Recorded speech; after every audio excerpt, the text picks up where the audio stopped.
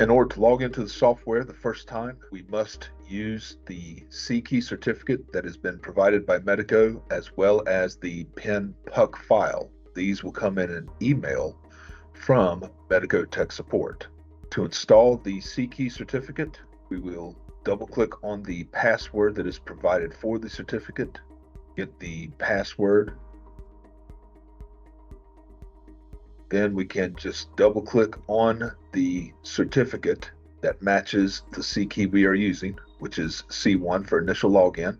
When we get the prompts to install the CLIQ certificate, we need to accept all of the defaults, making no changes to the options.